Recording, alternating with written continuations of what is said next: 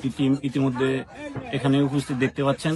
গতকালকে থেকে আমরা এই অভিযান উদ্ধার করার জন্য তৎপরছি এবং ফায়ার সার্ভিসের একটি টিম দেখতে পাচ্ছেন আপনারা। ফায়ার সার্ভিসের টিমটি এখনো উদ্ধার অভিযানের জন্য তারা তৎপর আছে। তো হাসান নামক ব্যক্তিটি গতকালকে তার নিজ বাড়িতে যাওয়ার জন্য পল্টনে আসে। পল্টনে আসার পর প্রকৃতির ডাকে সে টয়লেটে যায়। টয়লেট থেকে আসার পথে পাশে নদীতে পড়ে যায় এবং ডুবে যায়। তখন তার কাছে থাকা নিকট আত্মীয়রা হইচই করলে ডাক চিৎকার করলে চেঁচামেচি করলে পাশের লোকজন আসে এবং দেখতে পায় সে ডুবে যাচ্ছে। তখন স্থানীয় ছোট ডিঙ্গি নৌকা দিয়ে এবং আশপাশের লোকজন তাকে উদ্ধার করার জন্য চেষ্টা চালাচ্ছে। এখনো তাকে উদ্ধারের জন্য চেষ্টা অব্যাহত আছে। ফায়ার সার্ভিসের একটি টিম এবং নৌ পুলিশের একটি টিম এখনো উদ্ধার করার জন্য তৎপর আছে। আমরা গতকালকে যখন সংবাদ পাই যে একজন লোক সে নাকি মেয়ে দেখতে গেছিল, মেয়ে দেখতে ফেরার সময়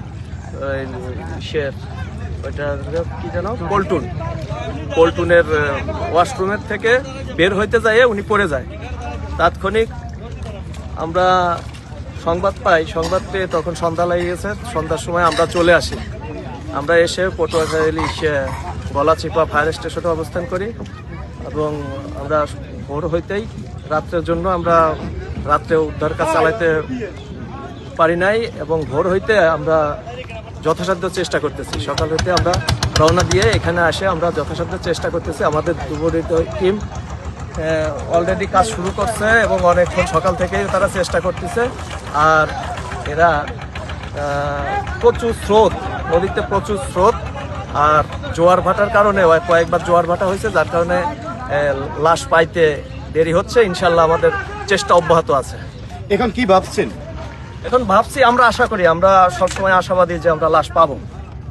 আমরা পাওয়ার জন্য সর্বদা চেষ্টা আছে আমাদের এবং চেষ্টা করে যাব। ইনশাল্লাহ লাশ না পাওয়া পর্যন্ত ঘটনাস্থলে কয়টি টিম কাজ করতেছে?